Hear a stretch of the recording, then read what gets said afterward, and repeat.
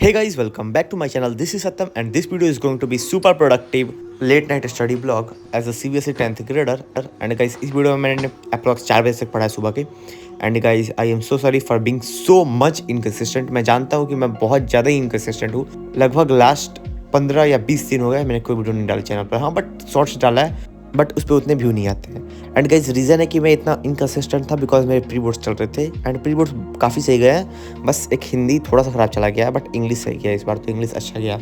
हाँ, तो रिजल्ट आएगा तो मैं आपको बता दूंगा. तो चलो फिर ब्लॉग स्टार्ट करते हैं. तो अभी फिलहाल तो मैं उज्ज्वला मैम का लेक्चर देख रहा था, मेकिंग अ ग्लोबल वर्ल्ड का, एनसीईआरटी लाइन बाई लाइन का. एंड हाँ, उसके साथ कुछ इंपॉर्टेंट पॉइंट जो मैम बता रही थी उसको फिर मैं हाईलाइटर से हाईलाइट कर ले रहा था. एंड गाइज आप बताओ कि पढ़ाई लिखाई कैसे चल रहा है, प्री बोर्ड्स खत्म हो गए या नहीं. एंड गाइज सॉरी बहुत ज़्यादा ही लेट हो गया, मैं जानता हूँ बहुत ज़्यादा इनकन्सिस्टेंट हूँ, बट मैं डेफिनेटली ट्राई करूँगा कि आपसे रेगुलर ब्लॉग्स लाऊं. उसके बाद फिर मैं एनसीईआरटी रीडिंग करने लगा. एंड ये टाइम अभी अप्रॉक्स दोपहर के 2 या 3 बज रहे थे बिकॉज हेजी हेजी मौसम हुआ है कि पढ़ने का बिल्कुल भी मन नहीं करता है. एंड गाइज फिर मैंने चेक किया कि हमारे बोर्ड्स में कितना टाइम बाकी है, तो बस 48 डेज बाकी है.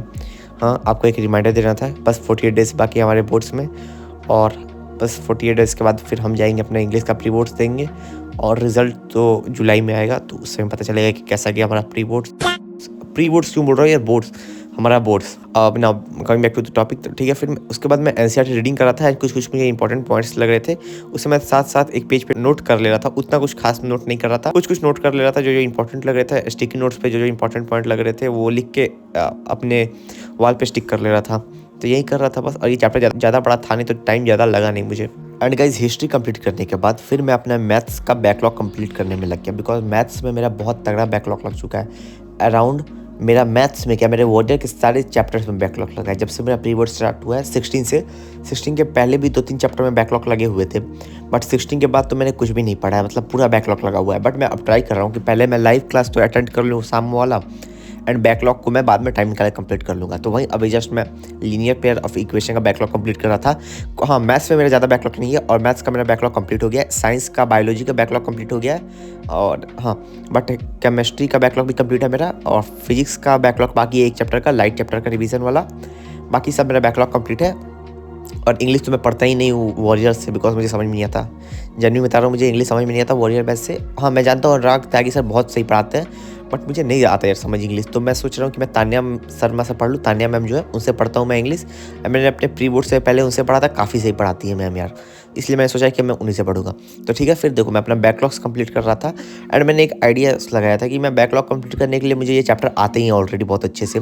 तो मैंने सोचा कि डायरेक्ट मैं उसके एक्सरसाइज ही करने लगता हूँ. सर ने जो क्लास में नोट्स करवाए ना, मैं डायरेक्ट उसी को अटैम्प्ट करता हूँ. तो फिर मैं डायरेक्ट नोट्स को अटैम्प्ट करने लगा. हाँ, जहाँ मैं फंस रहा था उसे फिर मैं लेक्चर देके समझ ले रहा था.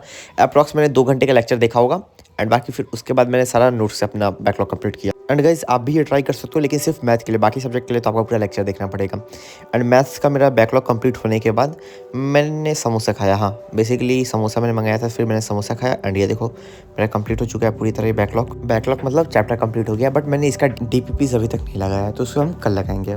तो गाइस वीडियो में आगे बढ़ने से पहले मैं आपको बताना चाहता हूँ फाइनल रिवीजन बुक बाय एडुकार्ड. इसमें आपको English, math, science and SST हर एक चैप्टर के माइंड मैप के साथ इंपॉर्टेंट क्वेश्चंस मिलेंगे. एंड ये बुक डिज़ाइन किया गया है प्रेम शर्मा के द्वारा, मतलब प्रेम भैया जो हमारे हैं. अगर आप नहीं जानते तो यूट्यूब पे सर्च कर लेना, उनके 1.61 लाख सब्सक्राइबर्स हैं कुछ. एंड हाँ, चलो फिर बुक का सबसे पहले पेज खोलते हैं. तो इसमें आपको सारे चैप्टर्स मिलते हैं यूनिट वाइज. कि यूनिट 1 में आपको सारे केमिस्ट्री का मिल जाएगा, फिर यूनिट 2 में बायो का मिल जाएगा, यूनिट 3 में फिजिक्स का, एंड यूनिट 4 में भी फिजिक्स का. एंड इसी तरह से आपका SST का ही बांटा हुआ है एंड मैथ्स का भी. एंड फिर उसके बाद आप बुक खोलते तो आपको सबसे पहले तो एक मिलता है माइंड मैप. बहुत ही अच्छा माइंड मैप है गाइज. एंड ये एक पेज का कोई माइंड मैप नहीं है, इसमें 2 पेज में एक चैप्टर कंप्लीट किया गया 2 पेज में. एंड इसमें सारा डिटेल एक्सप्लेनेशन है, कोई भी पॉइंट मिसिंग नहीं है. ऐसे ये सारे इंपॉर्टेंट पॉइंट्स हैं इस माइंड मैप में. सिमिलरली SST में भी सेम है, एंड मैथ में और इंग्लिश में तो माइंड मैप नहीं है, बट हाँ आपका जो लेटर राइटिंग है उसका कॉन्सेप्ट बताया गया है, वो सब मेल राइटिंग का. एंड फिर उसके बाद आपको सबसे पहले क्वेश्चंस मिल जाते हैं. तो जो आपका अगर आप खोलते हो क्वेश्चन का सेट, तो आपको सबसे पहले केमिस्ट्री का माइंड मैप मिलता है. एंड देन उसके बाद केमिस्ट्री के सारे चैप्टर्स के सेक्शन A के क्वेश्चन मिल जाते हैं. जैसे एसिड बेस का क्वेश्चन रहेगा, कार्बोनेट्स कंपाउंड का, मेटल नॉन मेटल और chemical reaction and equation. Section A में जितने क्वेश्चन पूछे गए हैं सारे क्वेश्चन मिल जाएंगे.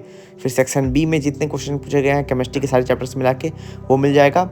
एंड फिर सेक्शन C में भी 3 मार्कर, फिर 4 में लॉन्ग क्वेश्चन, ऐसे ही करके आपको सारे चैप्टर्स मिल जाते हैं. फिर सिमिलरली आपको SST में भी है, एंड सिमिलरली आपको मैथ में भी है. एंड फिर आपको एक फाइनल रिवीजन सैम्पल पेपर भी मिलता है जिसको आप सॉल्व कर सकते हो.